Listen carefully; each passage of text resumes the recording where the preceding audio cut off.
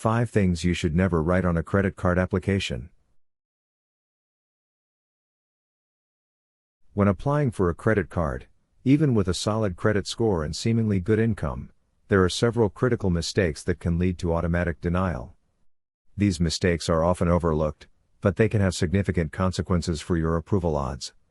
Understanding these mistakes, and knowing how to avoid them, can make all the difference in securing the credit cards you truly want, rather than just settling for whatever is approved. In this report, we will examine the 5 most common mistakes that result in auto denial and provide practical strategies to ensure that your credit card applications are successful. Footnote: applying for a credit card requires more than just a good credit score, it also involves understanding and avoiding common application mistakes. 1. Self-employed or retired employment status. One of the most frequent mistakes applicants make is stating that they are self-employed or retired in the employment section of their credit card application. While these statuses are legitimate, they trigger an automatic flag in the bank's automated systems. Banks associate self-employment with unpredictable income and may view retired individuals as relying on a fixed income, such as Social Security. Both scenarios suggest financial instability, which raises the perceived risk for lenders. To circumvent this, consider listing yourself as employed by your business, even if you are self-employed. If you are retired but still earning income, such as through part-time work or investments, list that income source instead. This helps create the appearance of stable, ongoing income, which is what lenders are primarily concerned with. Footnote: using an alternative employment description that emphasizes stable, ongoing income can improve your approval chances.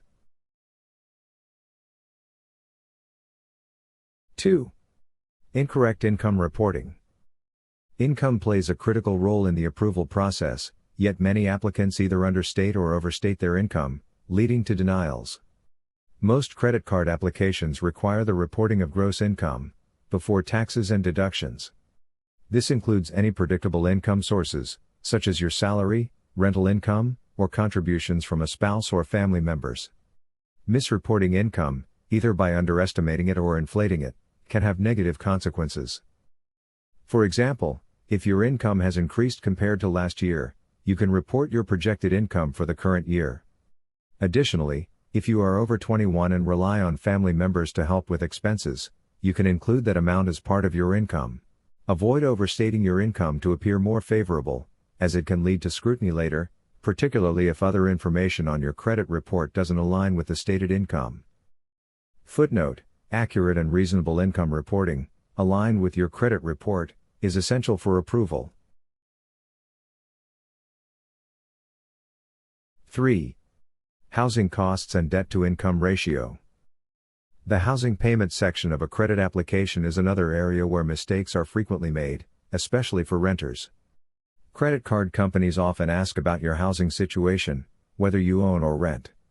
However, rent payments are usually not reported to credit bureaus, unlike mortgages. Therefore, overstating your rent or other housing costs can make it appear as though your debt-to-income ratio is much higher than it is, which may hurt your chances of approval. If you share housing costs, you should only report your portion of the rent or mortgage. Additionally, avoid including utility bills or maintenance costs, as they do not reflect your primary housing payment. Keeping these details accurate helps lenders better assess your financial situation and reduces the likelihood of an automatic denial.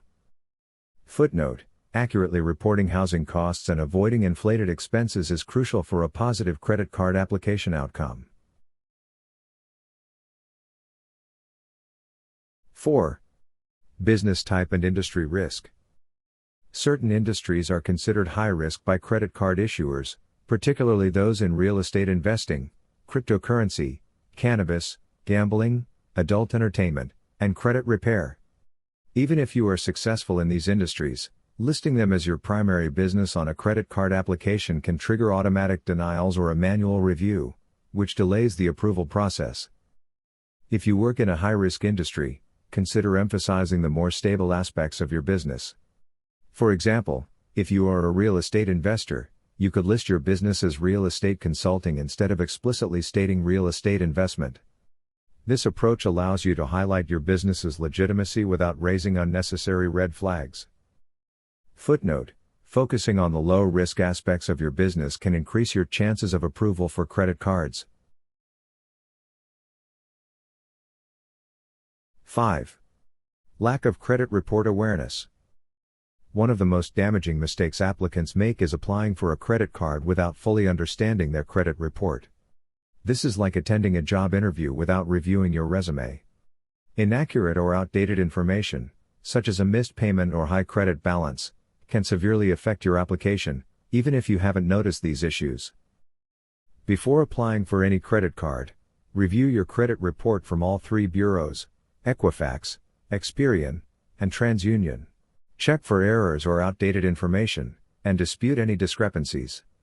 Using credit repair tools like Credit Rehab Pro can help you quickly identify and remove inaccuracies, ensuring that your credit report is clean and accurate when you apply. Footnote: regularly reviewing and cleaning your credit report can prevent denials and improve your chances of approval.